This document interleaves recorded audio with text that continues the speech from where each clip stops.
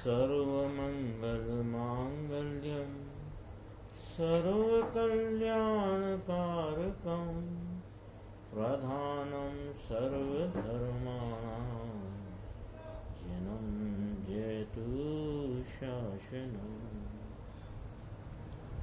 मैं नमो तीर्थनायक को, नमो ओंकार वाणी को, नमो उन कुंद प्रभु को जिन्होंने ओंकार धारण की।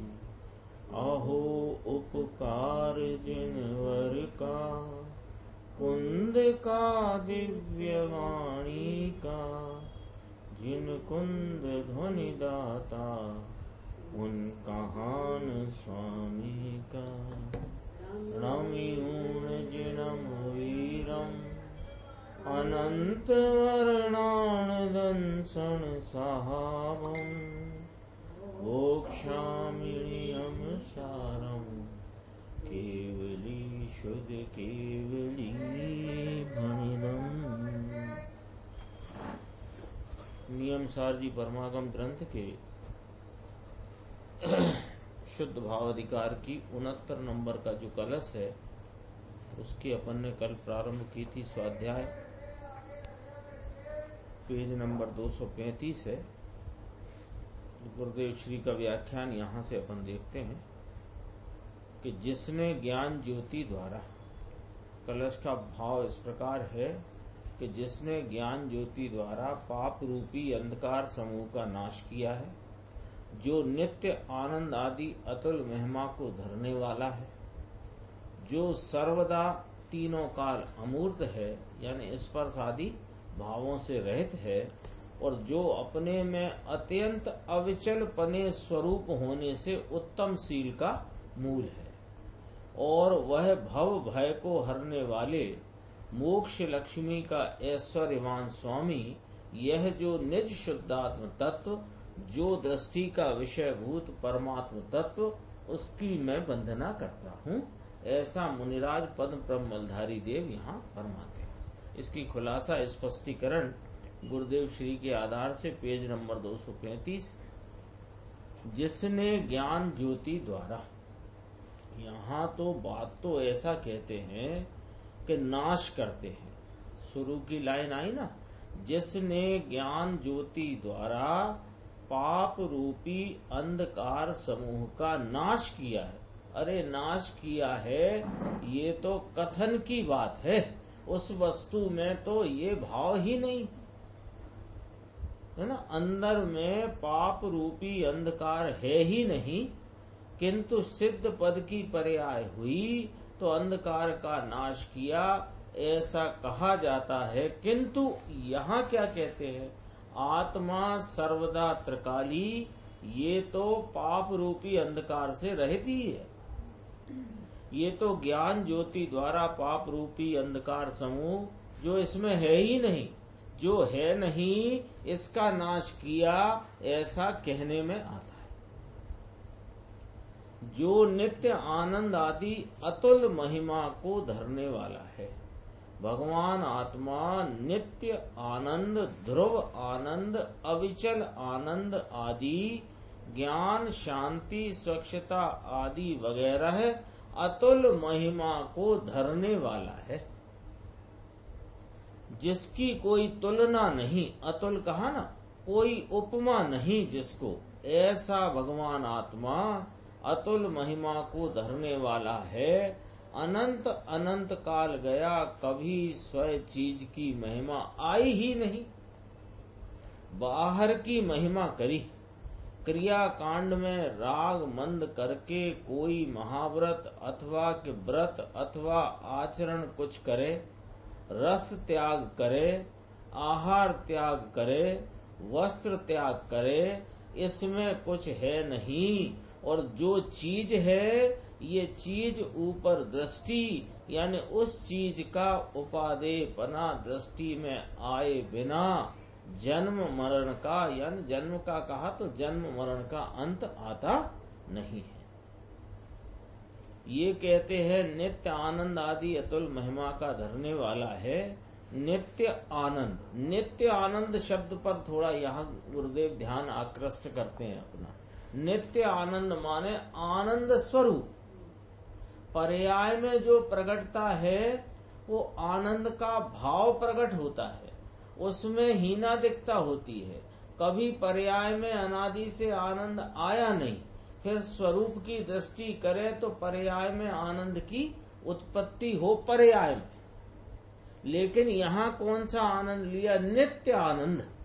नित्य आनंद, आनंद प्रकट होगा ये तो पर्याय है, लेकिन शुद्ध भाव जो द्रव्य है, जो शुद्ध भाव अपना जो निज तत्व है, ये तो नित्यानंद है। नित्य आनंद आदि, आदि में लेना ज्ञान, शांति, स्वच्छता, अनंत अनंत गुण। नित्य आनंद आदि अनंत गुण जो त्रिकाल समय, त्रिकाल कहा ना, जो त्रिकाल नित्य है, तो नित्य का अर्थ क्या हुआ? सदैव। सदैव का अर्थ हुआ त्रिकाल। त्रिकाल का क्या अर्थ हुआ? कि तीन काल। तो तीन काल कैसे गिनना? कि तीन काल में अनंत समय और एक सेकंड में असंख्य समय होते हैं। एक सेकंड में असंख्य समय ऐसा त्रिकाल, और तीन काल के समय से भी जिसमें अनंत गुणे गुण है। आनंद आदि, आदि यानी अनंत, अनंत जिसके गुण की संख्या की मर्यादा नहीं। अनंत गुण, अनंत अनंत गुण हैं और एक एक गुण की शक्ति की मर्यादा नहीं। ऐसे अनंत आनंद आदि गुण की महिमा को धरने वाला है। यह मैं निज आत्म तत्व शुद्ध भाव के रूप से जिसको यहाँ कहा जा रहा है, वह शुद्ध भाव कैसा है? हाँ, नित्यानंद आदि अनंत गुणों को धरने वाला। कि अनंत कितने? कि जिसकी संख्या का अंत नहीं, पार नहीं, अपार। और एक एक गुण की सामर्थ्य का भी कोई पार नहीं। ऐसे एक एक गुण में अपार अपार सामर्थ्य। ये महिमा, ऐसी महिमा को धरने वाला कौन है? सिद्ध भगवान, अरिहंत भगवान। अरे मैं स्वयं ऐसी महिमा को धरने वाला। ये महिमा के सामने दुनिया की किसी चीज के ऊपर महिमा आती नहीं। इंद्र का इंद्रासन हो कि चक्रवर्ती का राज हो, ये कचरे का ढेर है। ये आनंद का ढगला नाम ढेर है। अनंत अनंत गुण की महिमा को धरने वाला ऐसी चीज आत्मा सिवाय दूसरे कहीं नहीं। ऐसा नित्य आनंद आदि अतुल महिमा, अतुल महिमा जिसकी तुलना नहीं, जिसकी उपमा नहीं, जिसके गुण के साथ दूसरे गुण की उपमा दी जा सके, ऐसी कोई तुलना लायक नहीं। इसके गुण, इसका गुण रूप अथवा सिद्ध स्वरूप, देखो क्या शब्द लिया? सिद्ध स्वरूप। आत्मा कैसा है? सिद्ध स्वरूप। और सिद्ध कैसे हैं? वे सिद्ध स्वरूप, सिद्ध पर्याय वाले हैं। और ये आत्मा सिद्ध स्वरूप है। ले सिद्ध तो पर्याय है, लेकिन जैसी पर्याय है वैसा त्रिकाली गुण स्वरूप ऐसा जो भगवान आत्मा, जो कि सर्वदा अमूर्त है। सर्वदा यानी सदा काल अमूर्त है। वर्ण गंध रस स्पर्श त्रिकाल इसको छुआ ही नहीं, ऐसी अमूर्त चीज भगवान आत्मा। अब क्या कहते हैं? अगला बोल। जो अपने में अत्यंत अविचल पने के द्वारा, अपने में अत्यंत अविचल पना। अविचल है वो पर्याय की चला चलता, और अविचलता वो अलग बात है। यानी पर्याय का बहिर्मुखता में वर्तन करना ये उसकी चलायमानपना है, और स्वरूप में एकाग्र होना ये पर्याय का अविचलपना है। लेकिन ये वस्तु तो स्वरूप से अविचल है। जो भगवान आत्मा अपने में अपने से अत्यंत अविचलपना, अविचलत्व कहीं चलना नहीं, हलना नहीं। पर्याय चले, पर्याय में हीनता होवे, अधिकता होवे, प्रगटता भिन्न भिन्न होए, लेकिन यह तो एक रूप रहता है। भिन्न भिन्नता के भाव से रहित और चलायमान पने से रहित, स्खलन से रहित, एक रूप अविचल रहने वाला त्रिकाल। ऐसे अनंत अनंत गुण का ढगला नाम, ढेर अनंत गुण का गोदाम, ऐसा भगवान आत्मा अत्यंत अविचल पने द्वारा उत्तम शील का मूल है। उत्तम शील स्वरूप ही है। उत्तम स्वभाव, इसका स्वभाव उत्तम है ना। त्रिकाल स्वभाव उत्तम। थोड़ा ख्याल रखना बात किसकी चल रही है कि ये तो किसी शुद्धात्मा की बात चल रही है। अरे किसी शुद्धात्मा की नहीं, मुझ शुद्धात्मा की बात। तो इसमें पीछे आया था, जिसके आगे जगत की दूसरी चीज की कोई महिमा नहीं। जिसको इंद्र का इंद्रासन महिमावान लगता हो, जैसे 5 करोड़ 20 करोड़ की कोठी में महिमा आती हो, विशेषता लगती हो, तो वो तेरे को उसकी विशेषता लगती है। वो पुद्गल परमाणुओं की, पर्यायों की विचित्रताओं में तेरे को विशेषता लगती है, तो तेरे को आत्मा की विशेषता कैसे प्रतीत हो? ये थोड़ा यहाँ ख्याल कराते हैं। फिर कहा उत्तम शील का मूल है उत्तम स्वभाव, स्वभाव उत्तम, त्रिकाल स्वभाव उत्तम है, उत्तम शील का मूल है। फिर क्या कहा अगला बोल, वह भव भय को हरने वाला है।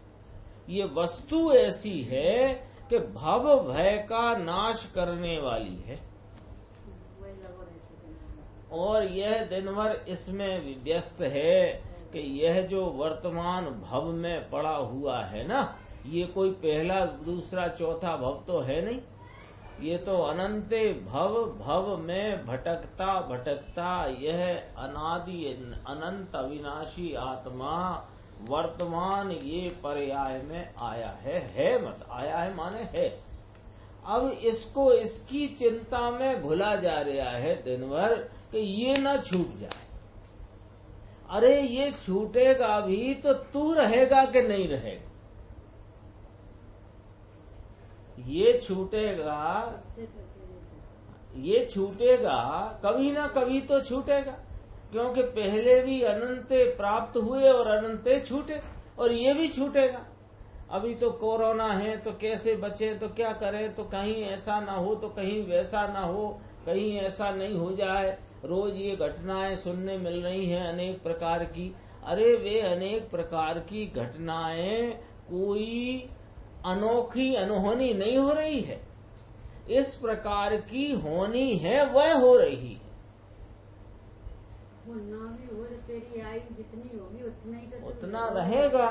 और फिर दूसरी मुख्य बात ये है कि ये जो भव का भाव है, ये भव और भव का भाव तेरे में है नहीं। तो जब मेरे में जो है नहीं उसका भय कैसा? अपन इस घर में रहते हैं, पहली मंजिल पे घर है, यहाँ पर कोई सांप बिच्छू का है ही नहीं, तो है ही नहीं, तो चलते फिरते उठते बैठते सोते नहाते धोते कभी आपको भय होता है? नहीं होता ना। क्यों? कदाचित मान लो कोई बाग बगीचे जंगल में होए अपना घर, और वो भूतल वाला हो ग्राउंड फ्लोर, तो वहां कभी कभार ऐसा होता हो कि आता हो तो कोई को भय लगे। अब जब अपने को मालूम है कि ये यहाँ है ही नहीं, जब इतना भरोसा है कि है ही नहीं, तो फिर भय कैसा? तो एक बार ऐसा विचार में लो कि यह जो मैं आत्मा ज्ञान दर्शन सुख चारित्र आदि अतुल महिमा को धरने वाला, ऐसा इस आत्मा में भव और भव का भाव ही नहीं है, तो इसका भय कैसा? ये पॉइंट है यहाँ पर। भव भय का नाश करने वाला है कौन? यह मैं। अर्थात जिसमें भव नहीं उसको यहाँ भव भय का नाश करने वाली वस्तु कहने में आई है। अरे भव भय का नाश करने वाली तो पर्याय है, लेकिन ये तो त्रिकाली भव के अभाव स्वभाव स्वरूप है। तो भव भय का नाश करने वाली चीज ही है, वस्तु ही ऐसी त्रिकाल है। भव भय को हरने वाले, और कहा कि मोक्ष लक्ष्मी के ऐश्वर्यवान स्वामी को, मोक्ष लक्ष्मी का ऐश्वर्यवान ऐसा जो भगवान आत्मा, उसको मैं बंधता हूं। मुनि इतने शब्द कहकर कहते हैं यह भगवान बंधन करने लायक है, इसको मैं बंधन करता हूं। अरे बंधन के लायक तो ये चीज है, मेरा वर्तता उपयोग बंधन करे, माने न में झुके तो कहां कि मेरे में। दूसरा व्यवहार से बंधन करने लायक है तीर्थंकर आदि, ये तो सब विकल्प उठता है, ये तो राग की वृत्ति है। यह तो निर्विकल्प अपना वस्तु तत्व, जिसकी इतने बोलों से महिमा करी। कितने बोल अपन ने देखे कि जो पाप के अंधकार से रहित है, नित्यानंद आदि अतुल महिमा का धरने वाला है, और सर्वदा अमूर्त है, अविचल पने के कारण शील का मूल है, भव भय को भरने वाला है, मोक्ष लक्ष्मी का ऐश्वर्यवान है ये आत्मा, इसको मैं बंधता हूं, ये बंधन करने के लायक है। अभी इसमें भजन नहीं गाया, गुरुदेव को भजन याद आया, बहुत आता है गुरुदेव को ये भजन याद। प्रभु मेरे तुम सब बातें पूरा, प्रभु मेरे तुम सब बातें पूरा, पर की आस कहाँ करे प्रीतम, पर की आस कहाँ करे प्रीतम, कई बातें प्रभु तुम अधूरा, कई बातें तुम अधूरा, प्रभु मेरे तुम सब बातें पूरा। ये भजन एक बार हिम्मत भाई पंडित जी ने गाया था, उसकी बात ली अपन आगे देखते हैं, इसी को आगे मिलाते हैं। देखो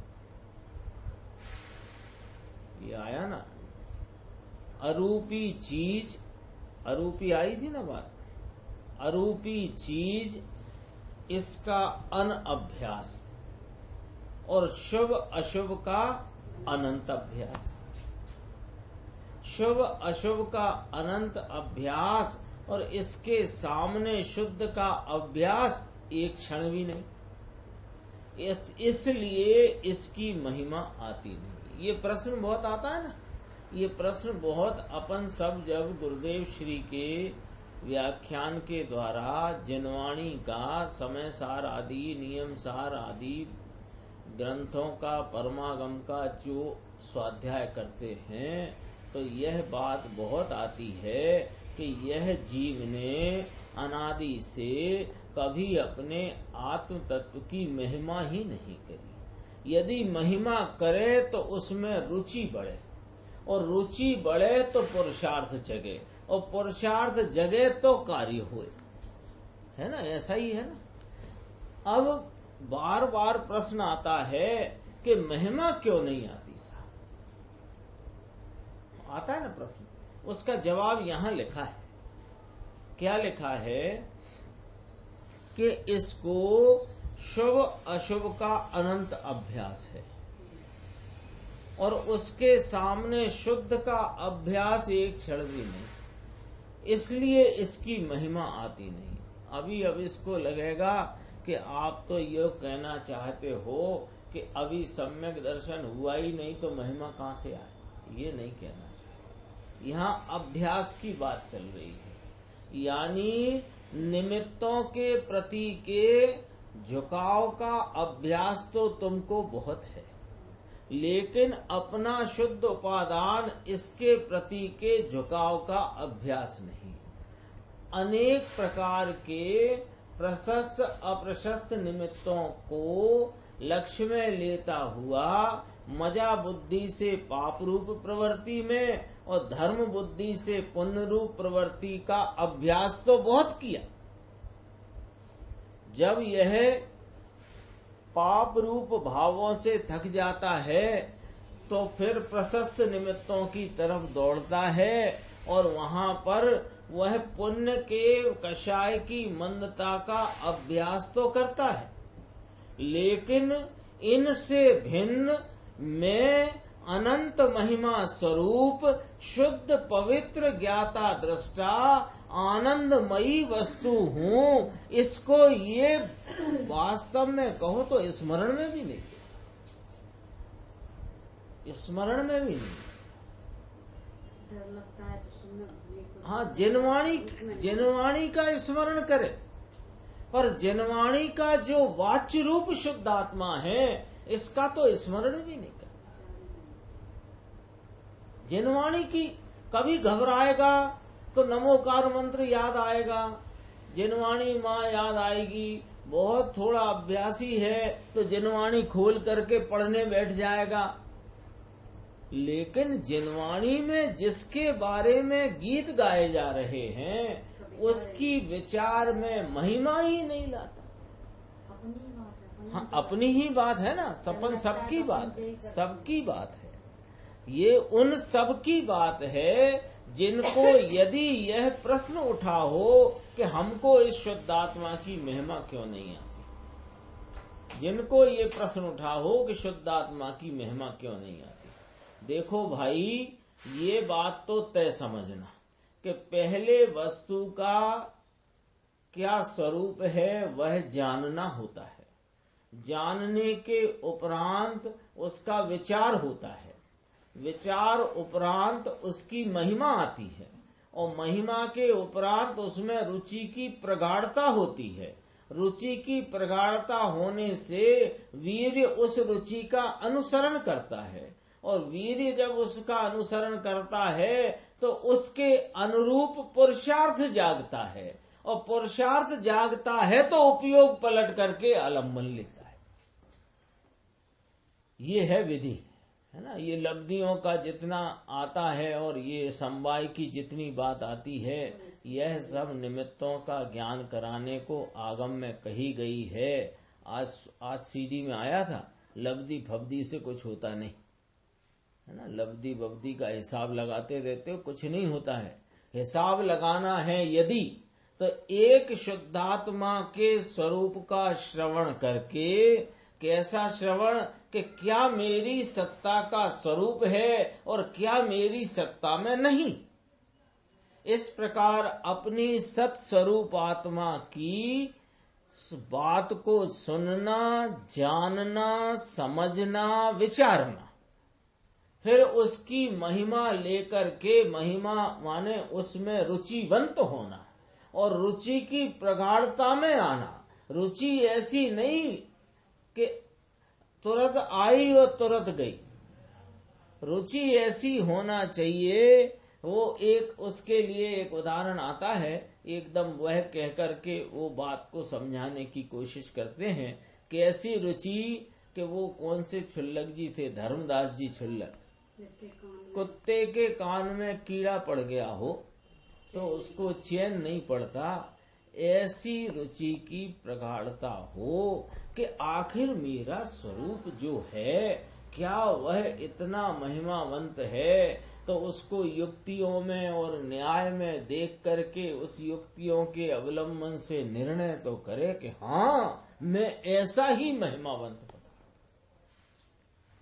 तब महिमा आई। हाँ, आता चैन नहीं, ये आया ना, महिमा आती नहीं। और नीचे क्या लिखा गुरुदेव श्री ने, ये महिमा आए बिना सम्यक दर्शन होता नहीं और सम्यक दर्शन हुए बिना धर्म की पहली शुरुआत होती नहीं। बोलो भाई साहब, अब कैसे क्या करना है, क्या नहीं करना है, आप बताओ साहब क्या करना है। अरे जब तक इसकी महिमा आएगी नहीं तो इसकी महिमा के बिना ये उपयोग इसका आलम्बन लेगा नहीं। उपयोग तेरे पलटने से नहीं पलटता है, उपयोग तो स्वतः अपने षटकारक से उत्पन्न होती स्वतंत्र एक समय की अवस्था है, पूर्व की पर्याय भी उसे पलटती नहीं। ये एक पूर्व की पर्याय का विषय आज की सीडी में आया था, वो मैं जरा थोड़ा यहाँ ले लेना चाहता हूँ, यहाँ बात आ गई है तो। बहुत ही अच्छी चर्चा है और उसे आज अपन अमृत कलश बिंदु के संदर्भ से भी उसकी चर्चा सामने रखेंगे।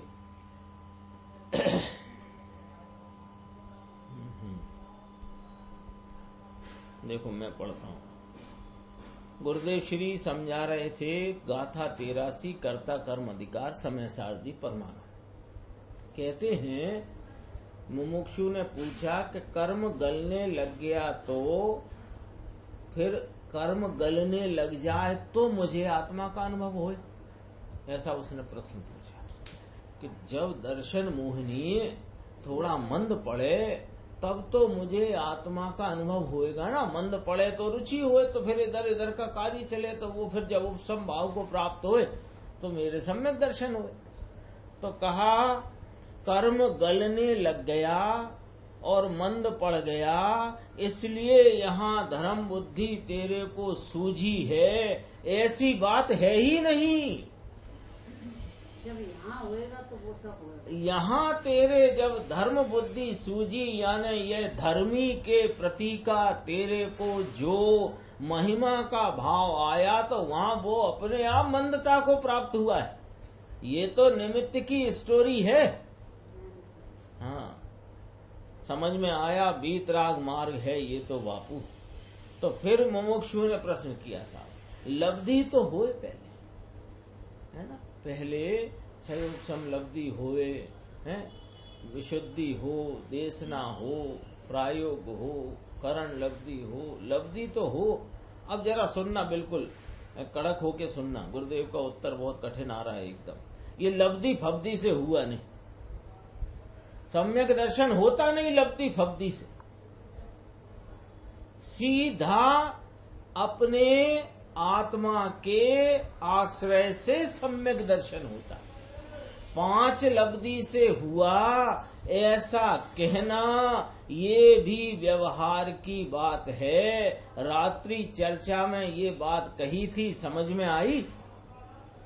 फिर कहते हैं सम्यक दर्शन सम्यक ज्ञान 5 लब्धि से होता है, ऐसा कहना ये भी व्यवहार है। क्यों व्यवहार है? कि सुनो, तुम यदि लब्धि से सम्यक दर्शन होता मानोगे तो लब्धि तो क्रम पूर्वक होती हुई पर्यायों का प्रवाह है, क्रम है। तो पूर्व की पर्याय से होना मानोगे फिर तो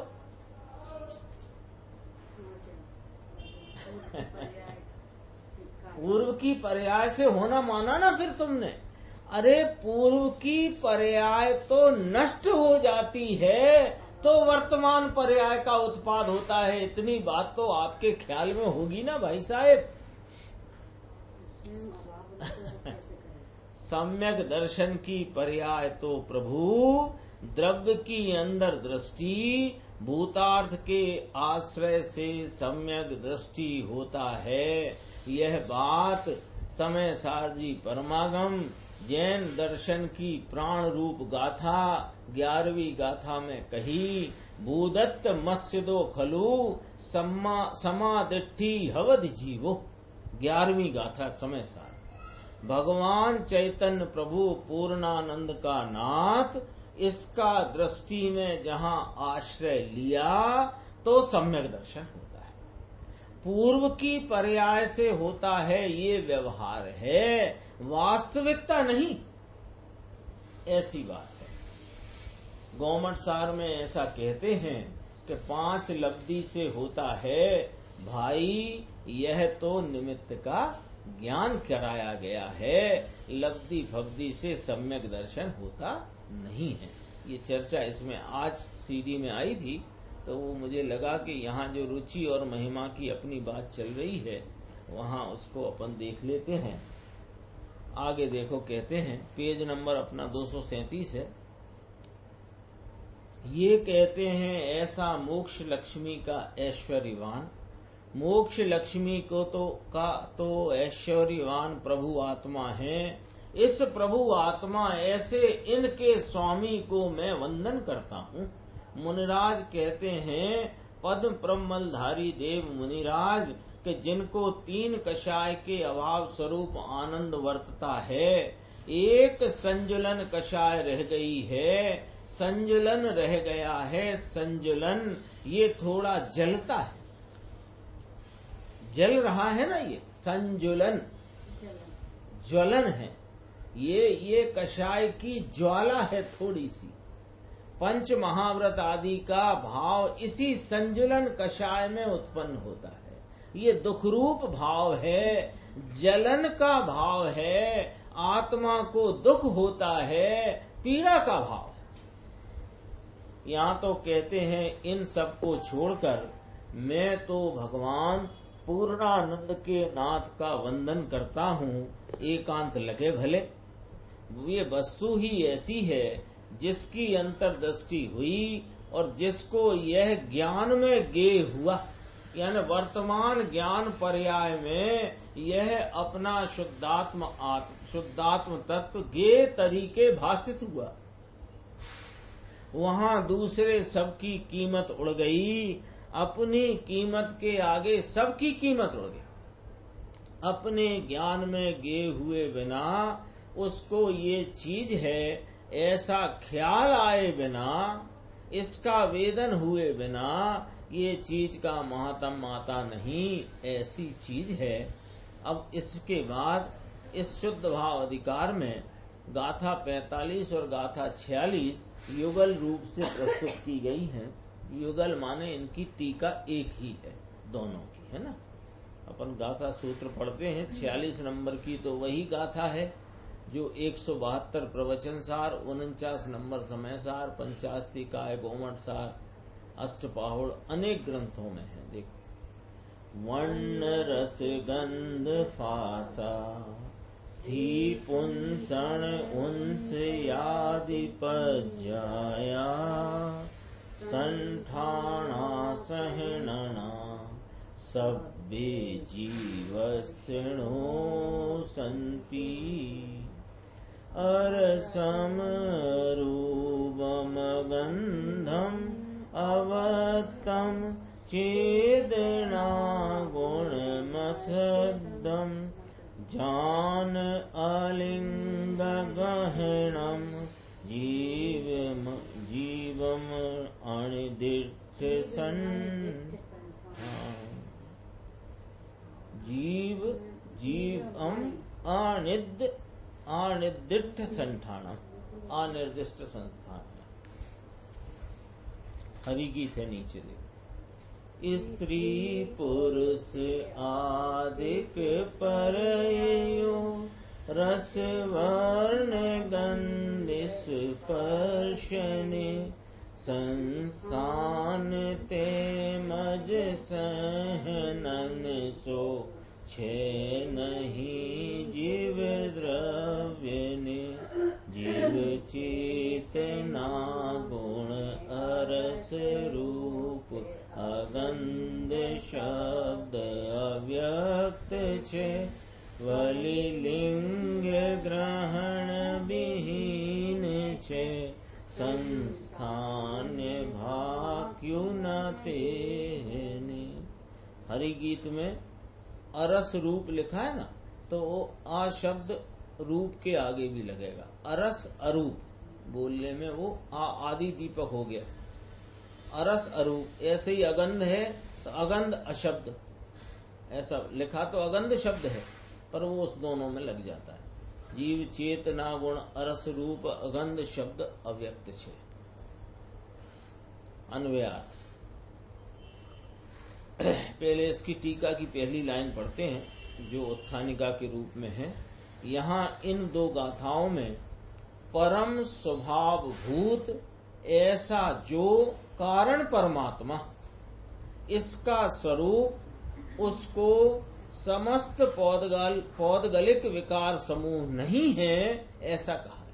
क्योंकि बात किसकी चल रही है? शुद्ध आत्मा। शुद्ध आत्मा माने नियम सार की भाषा में कहो तो कारण परमात्मा, है ना। तो कारण परमात्मा का स्वरूप क्या कहा, कैसा है कारण परमात्मा? परम स्वभाव भावभूत है, परम स्वभाव भूत है, और वह कारण परमात्मा का स्वरूप पौद्गलिक विकार समूह इसको नहीं है। ये बात यहाँ कहना है। अनुयार देखते हैं। वर्ण रस गंध स्पर्श, ठीक है। फिर कहा स्त्री पुरुष नपुंसक आदि पर्याय, फिर कहा संस्थान, और फिर कहा सहनन, ये सब जीव को नहीं। वर्ण रस गंध स्पर्श ये पुद्गल के गुण है ना। और स्त्री पुरुष नपुंसक आदि पर्याय ये शरीर की पर्यायों की चर्चा करी, और उसके संस्थान और उसके सहनन ये सब जीव को नहीं। फिर इसमें गाथा जोड़ी आचार्य कुंद देव ने कि जीव के अरस अरूप अगंध अव्यक्त चेतना गुण वाला अशब्द अलिंग ग्रहण माने लिंग से अग्राह्य, और जिसको कोई संस्थान नहीं कहा ऐसा जानो। इसको ऐसे भी पढ़ सकते हैं। जीव को अरस अरूप अगंध अव्यक्त अशब्द अलिंग ग्रहण और अनिर्दिष्ट संस्थान माने जिसको कोई संस्थान नहीं, ऐसा जानो कि जो चेतना गुण वाला है।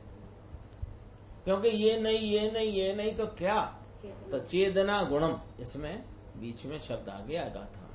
टीका देखते हैं अपन। देखो, निश्चय से 5 वर्ण 5 रस 2 गंध 8 स्पर्श, ये 4 गुण जो पुद्गल के विशेष है ना, उसमें उसकी पर्यायों की भी बात कही। 5 प्रकार के वर्णादिक पर्याय, रस की 5 पर्याय, गंध की 2 पर्याय, स्पर्श की 8 पर्याय। फिर कहा स्त्री पुरुष नपुंसक आदि विजातीय विभाव व्यंजन पर्याय, और कुब्जादि संस्थान, वज्र विषव नाराज आदि सहनन, ये पुद्गलों के ही कार्यक्रम हैं। ये सब किसके कार्यक्रम हैं? पुद्गलों के, जीवों के नहीं। एक पॉइंट इतना हुआ। अभी ये गाथा 2 है ना, इसमें एक पॉइंट 2 गाथाओं की जो सब चर्चा आई है उसमें से एक पॉइंट निकाला। टीका ऐसी शाब्दिक नहीं है इसकी कि शब्द से शब्द मिलाया है, तो दोनों गाथाओं की सम्मिलित टीका है। एक पॉइंट, निश्चय से माने वास्तव में 5 वर्ण 5 रस 2 गंध 8 स्पर्श स्त्री पुरुष नपुंसक आदि विजातीय विभाव व्यंजन पर्याय, कुब्जादि संस्थान और वज्र विषव नाराज आदि सहनन, ये किनके कार्यक्रम हैं कि ये पुद्गलों के ही हैं, जीवों के नहीं। एक पॉइंट हुआ। दूसरा पॉइंट, संसार अवस्था में जो जीव रहे हैं ना, उनकी बात करते हैं। संसार अवस्था में पहला, स्थावर नाम कर्म युक्त संसारी जीव को कर्म फल चेतना होती है। स्थावर नाम कर्म युक्त संसारी जीव निगोद है ना। हाँ, तो उसमें ही आ गया। हाँ नहीं, तरस आगे आएगा। अभी देखो ना, इसे पढ़ते चलते हैं। स्थावर नाम कर्म युक्त संसारी, ये निगोद लेना। निगोद वाले संसारी जीव को कर्म फल चेतना होती है। इसको काय की मुख्यता है? कर्म फल चेतना। क्यों कि मिथ्यात्व के विपरीत मान्यता में पड़ा हुआ एकांत काय का भोग कर रहा है? दुख का। ये जो दूसरे अज्ञानी है वे भी दुख का ही भोग कर रहे हैं, वे कोई सुख का नहीं कर रहे। पर इसके क्या है? एकांत दुख ही निरंतर। ये जो कहा कर्म फल चेतना, मुख्यता लेना। यहाँ कोई ये कहने लग जाए कि उसको कर्म चेतना नहीं और कर्म फल चेतना ही है, ऐसा नहीं। कर्म फल चेतना की मुख्यता लेना। अब त्रस नाम दूसरा पॉइंट, दूसरे पॉइंट का दूसरा पॉइंट। पहला पॉइंट हो गया स्थावर नाम कर्म युक्त संसारी जीव को कर्म फल चेतना होती है। अब कहा त्रस नाम कर्म युक्त संसारी जीव को कार्य सहित कर्म फल चेतना होती है। कार्य माने कर्म चेतना, तो कर्म चेतना और कर्म फल चेतना ऐसा कहा। तो कार्य सहित कर्म फल चेतना का, इसमें भी थोड़ा ध्यान करना कि यहां भी कर्म फल चेतना ही मुख्य कही है, लेकिन इसमें उसको पुण्य पाप के भाव बुद्धि पूर्वक चलते हैं ना थोड़े, इसलिए उसको कर्म चेतना कार्य सहित की कर्म फल चेतना कहने में आई। वो भाव कलन की प्रचुरता, हाँ, तो वो कर्म फल चेतना। तो अब अपन इन दोनों में एक बात कॉमन देख रहे हैं कि संसारी जीव संसार अवस्था में पड़ा हुआ अज्ञानी मिथ्या दृष्टि, इसकी स्थिति में क्या चल रहा है कि कर्म फल चेतना चल रही है मुख्यतया। निगोद को तो मुख्यतया एक कर्म फल चेतना गिनाई गई है, और त्रस नाम कर्म वाले 2 इंद्रिय से लेकर के 5 इंद्रिय तक के सब ले लो इसमें, वो उसको कार्य सहित कर्म फल चेतना गिनाई गई। यानी इनको सुख नाम का भाव तो इनकी परिणति में वेदन में ही नहीं आता, चेतते ही नहीं है उसको। ये तो सुख दुख वो हर्ष शोक रूपी दुख दुख दुख दुख को ही चेतते, कर्म फल चेतना। अब तीसरा पॉइंट, कार्य परमात्मा और कारण परमात्मा को शुद्ध ज्ञान चेतना होती है, ये तीसरा पॉइंट। अब ये देखो पूरे व्यवस्था जीवों की जितनी है ना, तो इतने में कितने नाम आए अपने सामने कि स्थावर नाम कर्म युक्त संसारी एक आया, एक त्रस नाम कर्म युक्त संसारी आया, फिर एक कार्य परमात्मा आया और एक कारण परमात्मा आया। 4 आए ना। तो 4 में अब अपन ये तो नाम थोड़े से शास्त्र वाले हैं, अपन थोड़े सरल नाम जो प्रचलन में है वो लेते हैं। एक में निगोद आया, एक में 2 इंद्रिय से 5 इंद्रिय तक के त्रस आए, और तीसरे में केवल ज्ञानी परमात्मा आए, और चौथे में भगवान आत्मा आए। ठीक है। अब कितने आए? 4 आए। तो 2 अज्ञानियों की अवस्था आई, एक पूर्ण ज्ञानी की अवस्था आई, और एक अवस्थावान अवस्था से रहित जो कारण परमात्मा है वो आया। 4 आए कि नहीं आए? दोबारा से बोले, दोबारा बोलते हैं, थोड़ा ये समझने की है बात। हाँ, वो ऊपर की बात तो सरल थी, वो तो अपन ने पढ़ ली। 5 वो रस गंध स्पर्श वर्ण रस गंध स्पर्श और स्त्री पुरुष नपुंसक कुब्ज आदि वस वज्र विषम नारा संगनन फंगनन, ये सब पुद्गल का कार्यक्रम पुद्गल में है, जीव को नहीं। हो गया। अब दूसरी बात करते हैं कि संसार में रहे जीव और संसार से पार उतरे जीव और जीव है ना। तो ये इनके 4 प्रकार कहे यहाँ, 4 पर 4 में 3 करेंगे अभी अपन। पहले 4 ले लो। पहले निगोद, फिर 2 इंद्रिय से लेकर के 5 इंद्रिय तक के अज्ञानी जीव, फिर ज्ञानी में एक लिया केवल ज्ञानी, इसके पेटे में ले लो सब साधक। ज्ञानी केवल ज्ञानी कहा ना, तो केवल ज्ञानी जो कहा उसके पेटे में माने उसके अंतर्गत साधक जीव ले लो, और एक साध्य स्वरूप अपना कारण परमात्मा। 4 हो गए। अब दोबारा से मैं बोलता हूं कि जो संसार अवस्था में स्थावर नाम कर्म युक्त संसारी जीव, इनको कर्म फल चेतना होती है मुख्यता से कहा। त्रस नाम कर्म युक्त संसारी जीव को कार्य सहित कर्म फल चेतना होती है। ठीक है। अब सुनो, कार्य परमात्मा माने केवल ज्ञानी परमात्मा, जिनके पेटे में चौथे गुण स्थान से लेकर के सब साधक ले लेना, और कारण परमात्मा कौन? अपना शुद्धात्मा, इसको शुद्ध ज्ञान चेतना होती है। 3 तरह की चेतना गिनाई गई है, कर्म चेतना, कर्म फल चेतना और ज्ञान चेतना। तो अज्ञानी जीवों के जितने भेद हैं उन सब में कर्म चेतना कर्म फल चेतना, ज्ञान चेतना का उनको अभाव है। और कारण कार्य परमात्मा और कारण परमात्मा को शुद्ध ज्ञान चेतना होती है। पक्का किया। इसलिए ही अब यहां से प्रयोजन पकड़ना। ये तो जानकारी हुई, अज्ञानी को कौन सी चेतना है? कर्म फल चेतना, ठीक है। और पूर्ण ज्ञानी को और ज्ञान स्वरूप आत्मा, ये शुद्ध ज्ञान चेतना वाली बात है। तो ये जानकारी हुई, तो इसमें से प्रयोजन निकालना।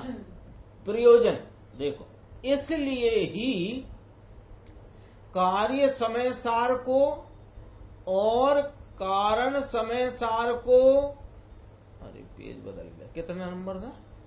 239।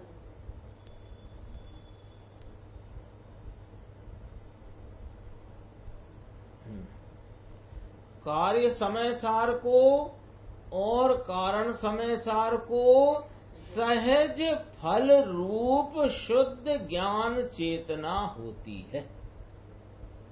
ये सहज फल है, स्वाभाविक फल रूप है। स्वाभाविक फल रूप का अर्थ कि ये जो वस्तु है ना, ये ज्ञान आनंद स्वभावी है। तो ये ज्ञान रूप से चेतने के स्वभाव रूप है, तो इसका फल ज्ञान रूप से चेतना आता है। तो ये ज्ञान रूप चेतना माने शुद्ध ज्ञान चेतना इसका सहज फल है। इसलिए तेथीज आथी, ये बहुत गजब की टीका की भाषा और उसका इस प्रकार वाक्यों का जो संयोजन है बहुत गजब का है। सारी जानकारी में एक केवल ज्ञानी को लेना और एक कारण समय सार को लिया। कार्य समय सार केवल ज्ञानी परमात्मा, सिद्ध परमात्मा, और कार्य कारण समय सार शुद्ध आत्मा, यह मैं निज आत्मा। इनके सहज फल रूप शुद्ध ज्ञान चेतना होती है। इसलिए चूंकि इससे सहज शुद्ध ज्ञान चेतना स्वरूप निज कारण परमात्मा संसार अवस्था में अथवा कि मुक्त अवस्था में सर्वदा एक रूप होने से उपादेय है, ऐसा हे शिष्य तुम जानो। क्या गजब की टीका है, क्या कहना चाहते हैं। दोबारा इसमें पकड़ना जरा बात की गंभीरता को, कि अपने सामने अज्ञान रूप संसारी जीवों की बात करी ना, तो उनके कर्म फल चेतना बताई, कर्म चेतना बताई। तो वे जो संसार अवस्था में रहे जीव हैं, वे जीव कारण परमात्मा है कि नहीं? है ना, वे भी कारण परमात्मा है। और कार्य परमात्मा भाव को प्राप्त हुए हैं, वे भी कारण परमात्मा हैं। और कार्य परमात्मा यानी कार्य समय सार रूप परिणमित और कारण समय सार रूप जो स्वरूप है, उसका फल तो शुद्ध ज्ञान चेतना है। तो भले कर्म फल चेतना में पड़ा हुआ जीव है, उसके स्वभाव तो उसका शुद्ध ज्ञान चेतना रूप है। निगोद में रहा है तो भी उसको स्वभाव से देखो तो सहज शुद्ध ज्ञान चेतना स्वरूप है। और त्रस आदि संसार की अज्ञान अवस्था में पड़ा है, वो भी सहज शुद्ध ज्ञान चेतना स्वरूप है। तो भैया वे कार्य समय सार रूप परिणमित केवल ज्ञानी परमात्मा, सिद्ध परमात्मा, निगोद में पड़ा हुआ कर्म फल चेतना को भोगता हुआ संसारी, त्रस में भव भ्रमण में पड़ा हुआ जो कोई भी संसारी, वे सब के ही सहज शुद्ध ज्ञान चेतना स्वरूप निज कारण परमात्मा, वह तो संसार अवस्था में भी और मुक्त अवस्था में भी सभी काल में एक रूप रहा होने से अब इसमें भाई कौन उपादेय है? कि जो सदा काल मौजूद है वो उपादेय। कैसी ये गाथा कोई ऐसी अद्भुत गाथा है। उसकी 49 गाथा जब अपन समय सार जी में पढ़ते हैं तो उसमें अव्यक्त के 6 बोल कह करके टीकाकार आचार्य इसी गाथा की टीका करते हैं। और 172 प्रवचन सार में जब इस गाथा की टीका वे ही अमृतचंद स्वामी करते हैं तो जान अलिंग गहणम कह करके वहां पर 20 बोलों के द्वारा उसकी चर्चा करते। यहाँ पर इस कारण परमात्मा की उपादेयता की चर्चा करते हैं। संसार अवस्था में हो कि मुक्त अवस्था में हो, यह निज कारण परमात्मा तो भैया स्वभाव से ही सहज शुद्ध ज्ञान चेतना स्वरूप है। तो ये ही उपादेय है। सर्वदा माने सदा काल, एक रूप होने से उपादेय है। ऐसा हे शिष्य तुम जानो।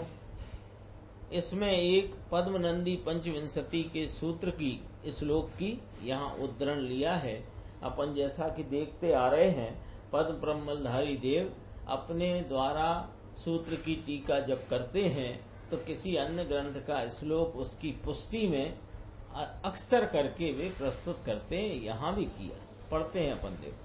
इतना गजब का श्लोक है और इसके बाद गुरुदेव का व्याख्यान अपन कल पढ़ेंगे आगे की स्वाध्याय में। अभी ये पढ़ते हैं। इस प्रकार एकत्व सप्तती में यानी पद्मनंदी आचार्य देव कृत पद्मनंदी पंचविंशतिका के नाम का शास्त्र, उसमें एकत्व सप्तती नाम के अधिकार में 79 नंबर के श्लोक द्वारा कहा है कि श्लोकार्थ मेरा ऐसा मंतव्य है कि, पद्मनंदी आचार्य कहते हैं मेरा ऐसा मंतव्य है कि आत्मा जुदा है।